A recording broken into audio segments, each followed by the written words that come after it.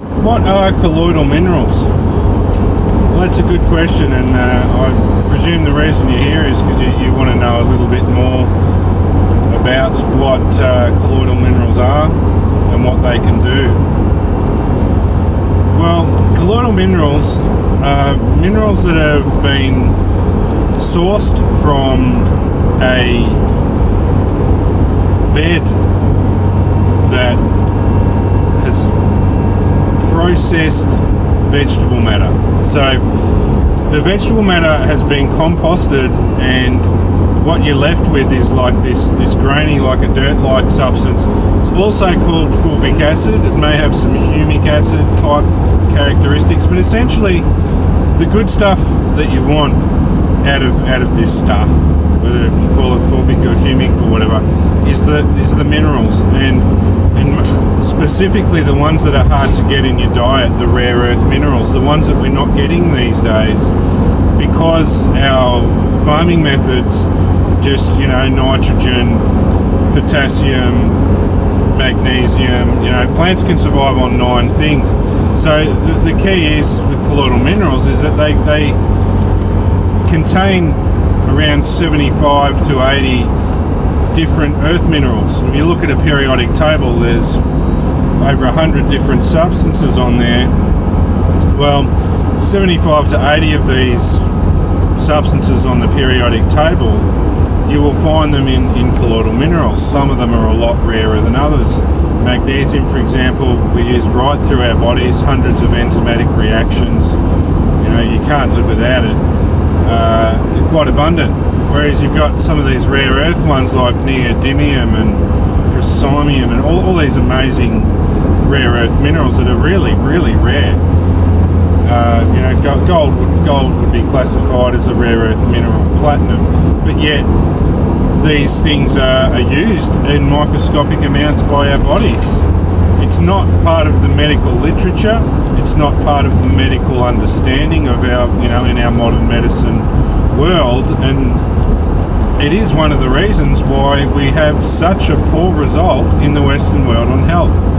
And at face value, you might think, who are you to say this? Well, number one, I've done the research, and number two, I've practiced it myself and seen the benefits. So the thing with minerals, you can't just suck down a bunch of metal and expect that that's just going to assimilate into your body. It doesn't work that way. When a plant uptakes a metal, or a mineral as we call it commonly, in that process, the molecule is made a lot smaller, and it's made assimilable to our body, so we can assimilate that right into our body, and the small molecules will get places in our body and do a much more thorough job through our cells than some forms. Some forms are completely bioavailable, that just varies a lot. Whether you're talking about iron, magnesium, vitamin C, and then you can talk about the complex that it's in. You've heard of chelated minerals and binding minerals with amino acids, and they're varying levels of effectiveness depending on what the mineral is. There's different methods for different minerals.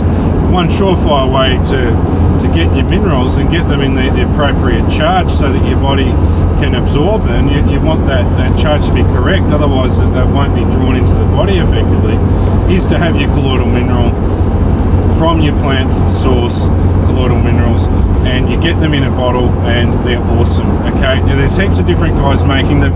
There's different nutrient profiles if you look into it, and the reason that there actually are different nutrient profiles, which people generally don't talk about, is that's reflective of the fact that in these different areas where they've found these deposits of colloidal minerals, for example, one in Utah, excuse me, big city pollution, one in Utah, it's covered by and protected by this huge bed of limestone, and then underneath that limestone bed you've got these colloidal minerals there.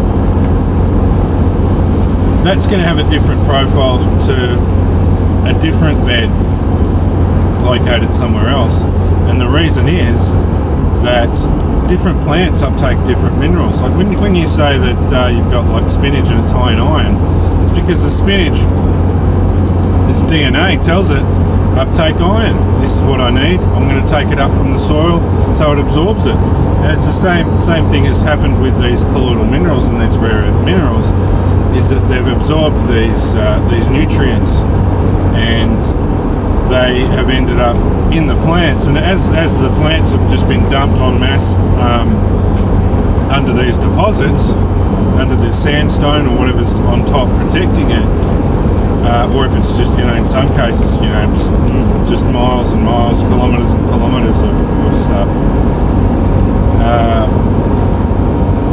that has basically caused it to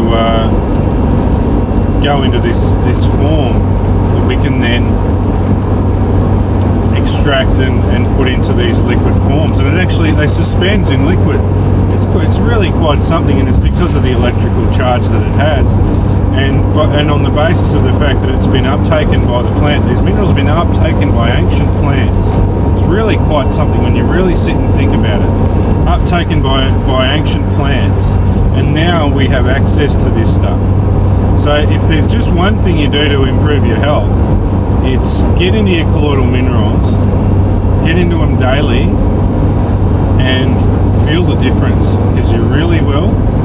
And if you're really one of those people that like to search things out, find some of these companies and you go on their websites, you'll be able to look at the nutrient profile, because they've done a chemical analysis on what's in there. And if you compare to, you'll be amazed to notice that there's different amounts of rare earth minerals. One really interesting example is lithium, for example. It's a mineral. Psychiatrists prescribe it in its elemental form, which can be dangerous and cause toxicity. But that varies based on the source of colloidal minerals. So even just from that alone, just getting that little microscopic amount of lithium that you might not otherwise be getting, along with all these other rare earth minerals, you've got to trust the fact that for the entirety of history, our ancestors were getting all these rare earth minerals just because of the farming methods and the way things were done. Granted, they probably weren't getting all of them because they're not uniformly distributed through the crust, and so these colloidal mineral deposits are really quite rare, and they're really quite something. So if you just have a look at this, if you want some at the best prices in the world, this company will ship them to you all over the world. Use my code that you can see at the bottom of this video. Go to the iHerb website and get some. If you want something a bit cheaper, the Now product's really good. It's just a mineral. If you want the ultimate, which has got all your vitamins and minerals in there as well, then you want to go with the all-in-one, the TRC minerals, the Nutritech. That is an amazing product. If you only ever take that one product, I tell you, your health will, over a relatively short period of time, begin to transform. So get into it, and peace out. I'll see you next time.